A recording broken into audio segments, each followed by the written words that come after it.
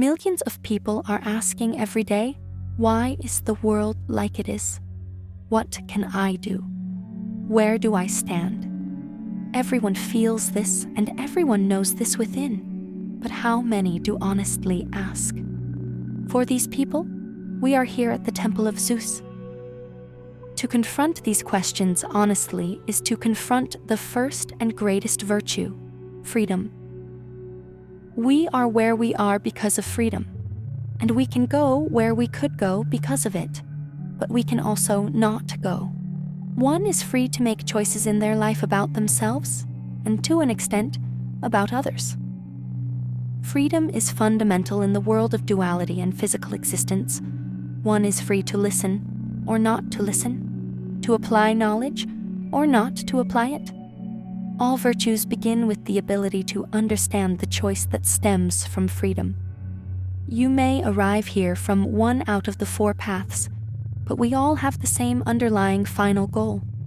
Yet, depending on our nature and our upbringing, karma and soul, we take all a different way towards the goal. These levels are not always like stairs from lower to higher, but can in many cases reflect the levels one might surpass. But one might go back and forth, and the line here is not linear. The first category of people in Zevism are those who come from distress. Coming from pain, being fed up with the world, having fought with delusions for too long, wanting to move on from this state. All of these are characteristics of this state of existence. Zevism can grant liberty through the teaching of magic and spirituality. Eventually, as one understands more, distress and pains of life will be replaced with wisdom and understanding on how to evolve and live a better life. Generally, the above occurs because a soul can be too far in lies, ignorance, or suffering. As the lies crumble, and as one starts to see the cracks, inner searching begins. That is very normal and part of our human experience. Many of us join because of strong slaps from life in our face, which force us to assess again our journey as a being. The second category that comes in is people in seeking of joy or power. That is not dissimilar to the first category, other than the seeking of the individuals in this category being of a whole other goal and aim. Namely, these seekers will seek power and pleasure, or at least a way towards well-being. That is natural, of course. Yet more people will come from distress, and fewer from this path due to human nature. These people can have a great opportunity to continue and expand inwards from this state, rather than to have to settle scores with karmic distress.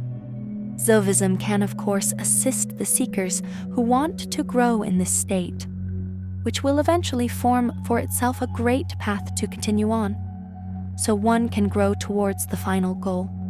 One finds inner joy and fulfillment in this path if it's applied on one's self, and the self is constructed in a proper manner.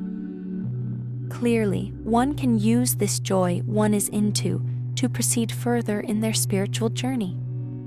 Yet the mere joy that people know in comparison to the true spiritual joy that we profess might lead to a form of gestation, and ignorance of further things other than this level can of course lead to curiosity and need to grow.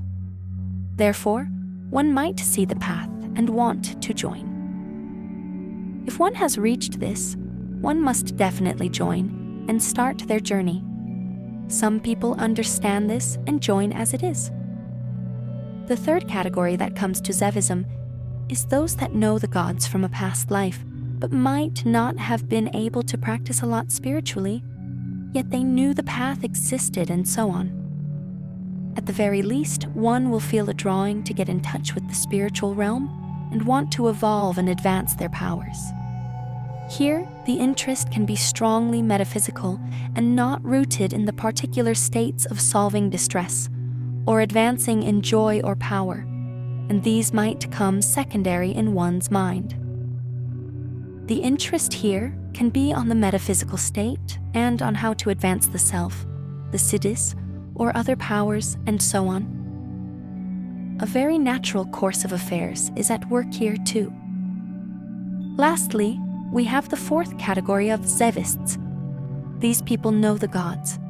By knowing, we mean that one has advanced in the primordial path of Zevism in a past life considerably, and therefore has experienced some of the above and overcome some of it. One will feel quite natural in the path and will quickly find their footing in the path to continue in their respective line of advancement. All the above states can be mixed together or have a proper formation resulting in this one. Of course, distress, joy, or power and spirituality will be longings again in this life, but one will want to seek the gods again strongly in this life. As one advances, this will unveil itself, and one will again regain the direct connection and progress they had before. The key difference before all the other categories is that here one has some form of direct knowing or contact with the gods, or has had this before. Therefore, the longing is to reconnect with them, and this might extend beyond the things mentioned previously. One, in other words, continues from where they left off, and might have to rectify more issues in this lifetime in order to progress spiritually. No matter what path you come from, you're left with two choices. There are only two choices for those who have reached up to here, demanding answers. First, there is the choice that the majority are following. The choice to close your eyes, even after you have seen, to surrender, and to shut your mouth when everyone around suffers. The choice to cowardly close your ears to the truth and pretend you are not listening. The choice to lay your head down, to compromise, to surrender and to give in, both your own fate, but the fate of your people and all people. Accept the Abrahamic God. Walk on the sidewalk, give away all your soul in essence, become yet another failure. Accept the most unjust, psychotic, deadly, and the weakest master. Yet another blind sheep in the midst of billions who are suffering in their own samsaric sleep and servitude. Then, you have the second choice, to decide to live proudly as an eagle in a world of poor chickens with broken wings. This is the decision where you understand that man is not merely man, that man is a potential God. This is the way we have chosen for yourselves. To see the unknown, to reach the inner core of truth, despite of any and all sacrifice this might take. The most rewarding of all paths, to literally demolish the lies, the fears, and the servitude that the Abrahamics had inflicted upon humanity. The path of admitting to see what you do see. This is the choice, where you decide to follow the heritage that our ancestors have left us. The choice to not give up your gods, neither our common father, who is Zeus, Satya.